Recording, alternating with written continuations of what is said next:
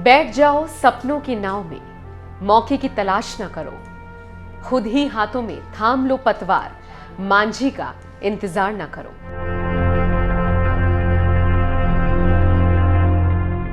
पलट सकती है नाव की तकदीर, गोते खाना सीख लो, भंवर में फंसी सपनों की नाव, अब पतवार चलाना सीख लो।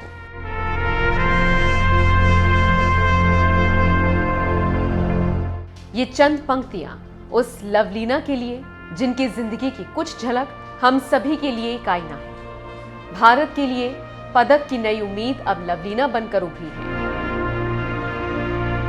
लेकिन लवलीना को टोक्यो तक पहुंचने की उम्मीद और जज्बात उस कागज के एक टुकड़े में थी, जो महज एक कागज का टुकड़ा नहीं बल्कि लवलीना को नगीना बनाने का रास्ता था।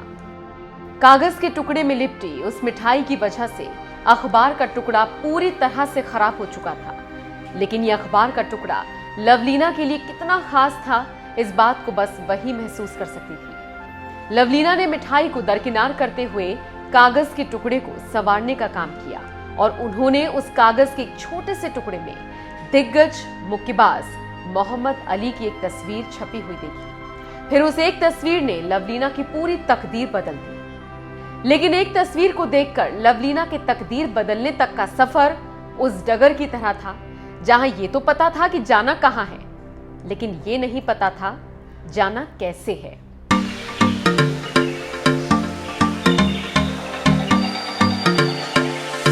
कहते हैं अभाव के प्रभाव में ही इतिहास रचा जाता है, और कुछ इसी तरह के अनेकों अभाव का सामना असम की रहने वाली लवलीना को करना पड़ा।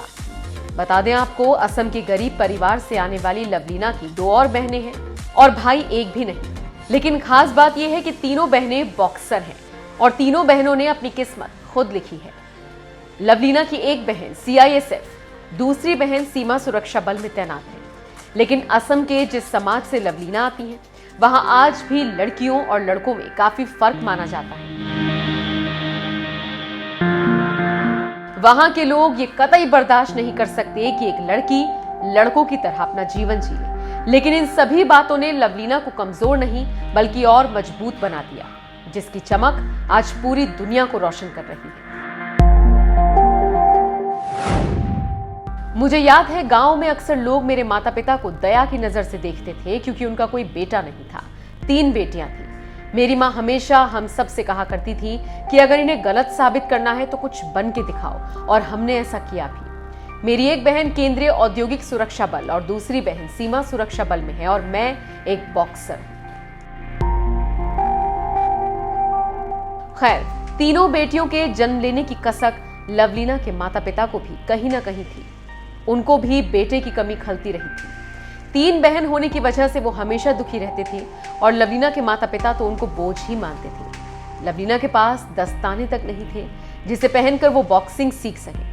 फिर एक दिन उन्हें उधार का दस्ताना मिला, और उसी उधार के दस्ताने से लवलीना ने अपने हाथों की रेखाएं बदल दी। इस जुनून का नतीजा है कि आज लवलीना ओलंपिक के लिए क्वालिफाई करने वाली असम की पहली महिला खिलाड़ी बन चुकी है, और आज उन्होंने टोक्यो में हो रहे दुनिया के सबसे बड़े खेल आयोजन में भारत के लिए पदक सुनिश्चित कर दिया है।